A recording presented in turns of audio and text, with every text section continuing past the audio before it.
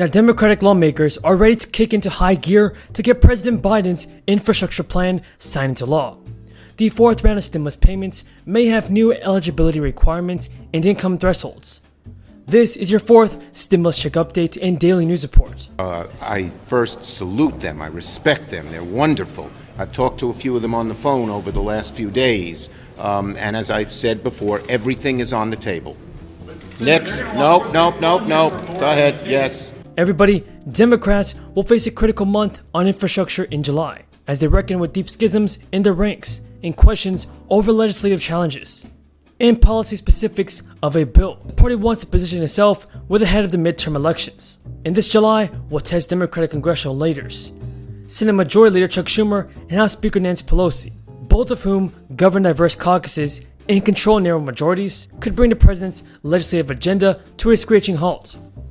Chuck Schumer and Nancy Pelosi are navigating a delicate balancing act over President Biden's agenda amid calls from moderates for quick passage of a bipartisan bill, while progressives are focused on securing a more sweeping measure that can pass the Senate with only Democratic votes under a process known as budget reconciliation. The infrastructure push is set to kick into high gear in the Senate when the chamber returns to Washington after the July 4th holiday recess. Schumer has set an ambitious goal during the next session: pass the bipartisan infrastructure bill on the floor, a product that currently has the backing of 11 Republicans, but still faces resistance from liberal members in the Senate, and advance a massive budget resolution. A blueprint will guide what gets included in the Democrats' broader infrastructure package. In a colleague letter, Schumer wrote, "My intention for this work period is for the Senate to consider both the bipartisan infrastructure legislation and a budget resolution with reconciliation instructions, which is the first step for passing legislation through the reconciliation process." Over the break, Democratic and Republican aides worked around the clock to turn the legislative framework from the bipartisan infrastructure group into legislative text.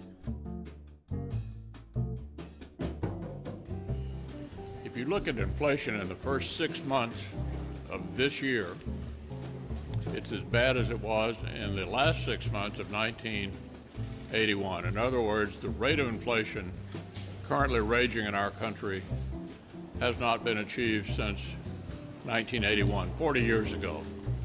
This is a huge issue. In my travels around Kentucky over the last couple of weeks, everybody's talking about it. In grocery stores, in manufacturing businesses, nursing homes. Sources tell CNN the work is ongoing, but a source also tells CNN that it is possible Schumer could put the bill on the floor for a vote as soon as this week. So folks, if you're excited to receive a fourth stimulus check of $1,000 a month, then let's get this video to 1,000 likes. At the same time, Democrats are trying to still find consensus on a budget resolution, which will set the parameters for how big their own infrastructure and social agenda bill will ultimately be, as the White House has been working closely to make it clear what their priorities are for that legislation. Senate Majority Leader Chuck Schumer asked Democratic members to come up with a unity budget, which would have the backing of all the Democrats on the committee. But those efforts were still underway with little indication the budget would be ready to unveil before lawmakers returned. Lawmakers must quickly reach a bipartisan infrastructure deal so that the American people can receive additional financial relief as soon as possible. Millions of Americans are still facing large debts from last year for things like utilities, rent, and childcare. It is important a fourth round of stimulus payments is sent out soon.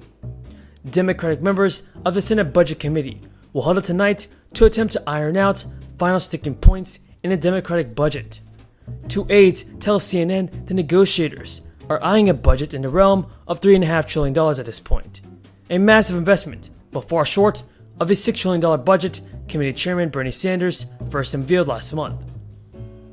The number continues to be a moving target and is not final, but is seen as a middle ground for progressives and moderates who both serve on the committee. The $1.9 trillion American Rescue Plan Act was nearly passed in the Senate. Congress agreed that the third stimulus payments will end earlier once a household exceeds the income threshold for full payment. Individuals making less than $75,000 a year will qualify for the full check. The payments decrease for individuals earning $75,000 and up, and they phase out completely for individuals making $80,000 or more and couples making $160,000 or more in AGI. That's a change from a prior income cap of $100,000. About 11.7 million adults and 4.6 million children did not receive the third stimulus checks under the Senate version as compared with the version that passed the House earlier this year. Payments in the previous House version would have ended at $100,000 for individuals and $200,000 in AGI for married couples.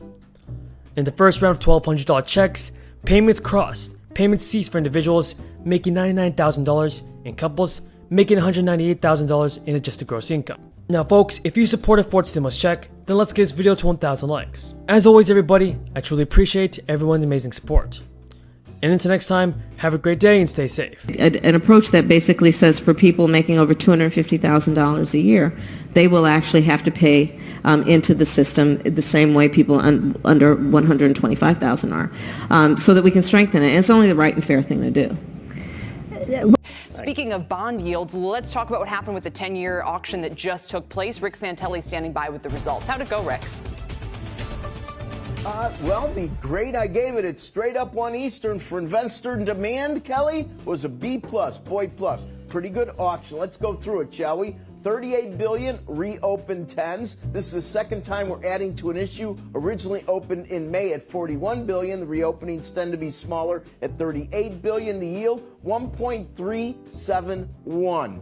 And that's pretty much right where the when issued market was trading. So it priced well. And if you look at the bid to cover all the internals, they were at or better than 10 auction averages. And I like to pay attention to that indirect bidder, as I know you do too, Kelly. Indirect bidders at 63.5 is very solid, represents, of course, foreign interests. All in all, this is the second auction today, and we know the Fed will come in and buy about 54% of all the paper we issue, so there's going to be demand times 2 as far as interest rates. Pay very close attention to the zone of 136 to 138. Should we get above or below it, look for a little bit of acceleration in the direction it trades. Nursing homes, everybody's experiencing inflation. And of course, in addition, the difficulty of getting people back to work.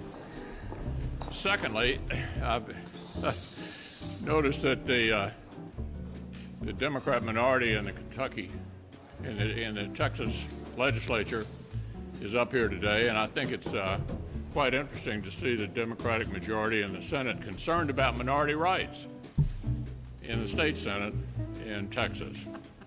I guess if you live long enough, you'll see almost anything around here.